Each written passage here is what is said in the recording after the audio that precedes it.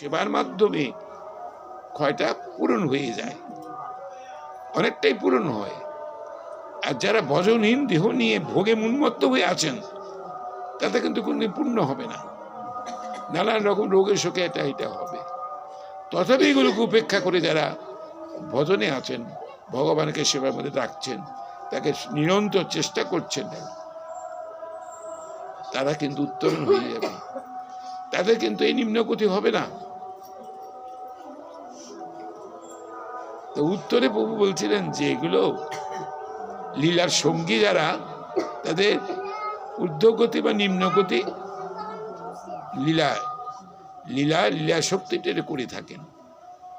কিন্তু এটা লীলা শক্তি। যখন ভরত মহারাজের কথা বলল যে ভরত মহারাজ যৌবনকালেই সমস্ত ভোগ বিলাস ত্যাগ করে হরিভজন করবার জন্য বনে চলে আসলেন, যার নামে ভারতবর্ষ।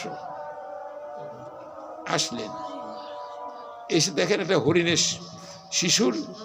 শিশুর মায়া এমন আবদ্ধ হয়ে গেলেন যে হরি ভজন আর হলো না, হরিণ ভজনই হলো। পরবর্তী মৃত্যুর পর কি হলো, তার পূর্ব সংস্কার ছিল, হরিণ জন্ম হয়ে আসলো, হরিণ দেহ। কেন ওই মৃত্যুর সময় হরিণ চিন্তা করছে বসে বসে, হরিণ কি এই বাচ্চাটা কি হবে, আমি মরে গেলে এটা কে দেখবে, ওই চিন্তা করছে বসে বসে। সাধারণত আমাদেরও তো এরকম একটা চিন্তা থাকে, মৃত্যু হায় রে এইভাবে ফেলে দিলাম ছেলে পেলে, এরা কি খায় বাঁচবো, মুখ তমুক, ওই চিন্তা করি বসে বসে। কিন্তু আমি এই চিন্তা ভার যদি চিন্তামণির কাছে দিয়ে দিই, তাহলে আমার চিন্তা করা মনে থাকে না।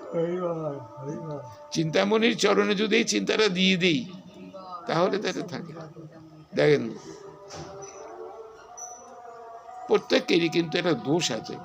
জমালার্জুন বৃক্ষ, নলকুবের মণিগ্রীব, কুবেরের ছেলে, অপরাধ করেছেন বৈষ্ণব চরণে, অপরাধী, অর্থাৎ দেবশ্রী নারদের কাছে তো অপরাধী। এই অপরাধের জন্য তাকে বিক্ষিপ্ত প্রাপ্ত হতে হলো। জয় বিজয় এরকম দাড়ি, বৈকুণ্ঠে দাড়ি, জয় বিজয় দেখেন না, দেখুন অনেক মন্দিরে দেখেন পাশে দাড়ি আছে, নিয়ে দাড়ি। ভগবানকে যখন দর্শন করছেন, দেখছেন, দেখেন তাদের অধপতন হলো।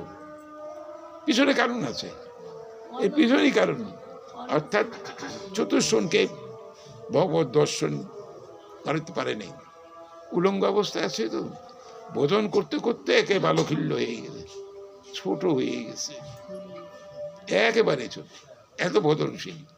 নারদের গুরু, চতুর্শন নারদের গুরু, দেবশ্রী নারদের গুরু। ভজন করতে করতে ভজনের কে সেবা করা, যেভাবে খুশি সেবা করে। ভজন কথাটা হলো, অর্থটা হলো সেবা করা। ভজ ধাতু ন প্রত্যয় যোগে ভজন শব্দটা আসছে, এর বাংলাটা হলো সেবা করা। যেভাবে আপনি সেবা করেন, সেবাটা যে কোনোভাবে করতে পারেন। সবার যে একই রকম সেবার পদ্ধতি হবে ঠিক নয়। যে যথা মাং প্রপদ্যন্তে তাং তথৈব ভজামি অহম, মম বর্তানুবর্তন্তে মনুষ্য পার্থ সর্বস্ব। যে যেভাবে আমাকে ভজন করে, যেভাবে আমাকে সেবা করে, আমি তাকে সেইভাবেই তাকে পরিতুষ্ট করি। আপনি তাকে কৃষ্ণ কথা শুনতে আপনার ভালো লাগে, এ তো ভজন, এ তো সেবা। আপনার কৃষ্ণ কথা বলতে ভালো লাগে, এটা সেবা। আপনি এমনি পুজো অর্চনা করতে ভালো লাগে, এ তো সেবা। সবার মন এক না, সবার প্রকৃতি এক না, যে যেটা পায়। কিন্তু অন্য কোনটার প্রতি কোনো বিদ্বেষ পোষণ করাটা অনুচিত। অন্য যারা অন্যকে এমন করা উচিত নয়। আপনি আপনার ভজনে ঠিকই আছেন, যে আপনারটাই আপনার শ্রেষ্ঠ, এটা আপনার মনে থাকবে, কিন্তু অপরেরটা নিকৃষ্ট এটা ভাববেন না। অন্য কিছু সেবা করছেন, তাকে আপনি নিকৃষ্ট বলবেন, তাকে যা খুশি তাই বলবেন, তাতে তো আপনার ভজনই নষ্ট হয়ে যাবে। কাজ করুক, তার মতো সে করুক, আমার কিছু আসে, আমি আমার জায়গায় আছি।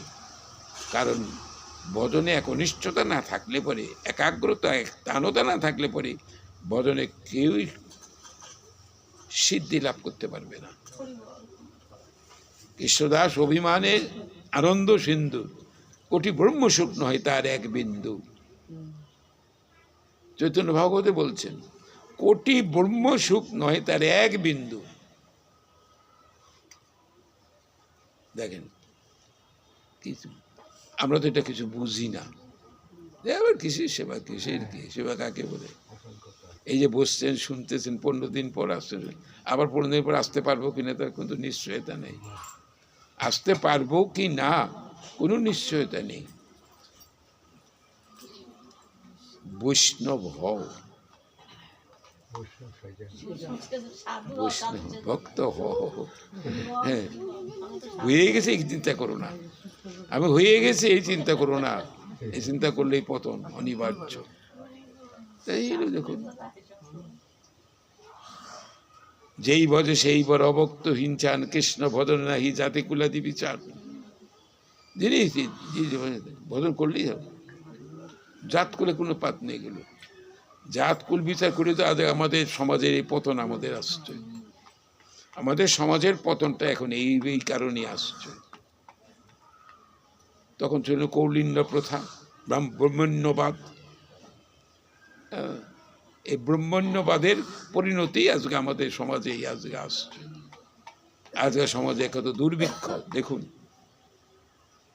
আর এই দুর্ভিক্ষটা কাটাবার জন্য শ্রীমান মহাপ্রভু পতিতপাবন এই নাম প্রচার করে আসলেন। নাম করো, হর্ষে প্রভু কহে শোনো স্বরূপ রাম রায়, নাম সংকীর্তন কলৌ পরম উপায়। নাম সংকীর্তন যজ্ঞে করে কৃষ্ণে আরাধন, সেই তো সুমেধা পায় কৃষ্ণের চরণ।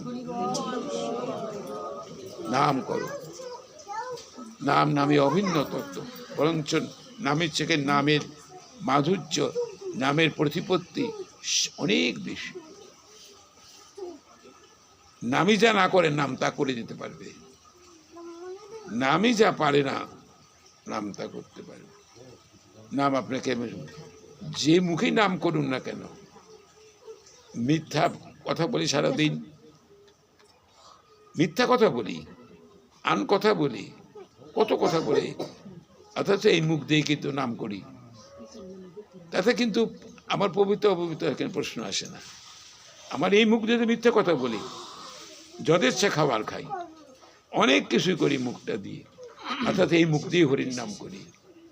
তো এই হরির নাম করলেই সব পবিত্র হয়ে যায়। সেই জন্যই নামের কথাটা শ্রীমন মহাপ্রভু বলে গেছে, নামের উপরে জোর দিয়ে গেছে, নাম করো, নাম করো, নাম চিন্ত নাম করো সার, সব্যশাস্ত্র নাম মান। শাস্ত্রে যে বলছেন যে সব্যশাস্ত্র সার নাম এই মহামন্ত্র, মহামন্ত্র কৃষ্ণ নাম। তো কৃষ্ণ নাম কথা শুনছেন, শুনুন, ভগবানকে ডাকুন। একদিন তো চলে যেতেই হবে, একদিন চলেই যাব, থাকবো না, সবাইকে বিদায় নিয়ে চলে যেতে হবে। আসছে একা, যাবো একা, সঙ্গে কেউ যাবে না, এটা থাকবে। এই যে সঙ্গ শুনলেন, বসে কৃষ্ণ কথা শুনলেন, ভক্ত চরিত্রগুলো আমরা বলি, কেন বলি? এই যে ভক্ত চরিত্রগুলো আমরা বলে থাকি, কেন বলি? আমাদের চরিত্র শোধন করার জন্য, আমাদের চরিত্রগুলো শোধন করার জন্য।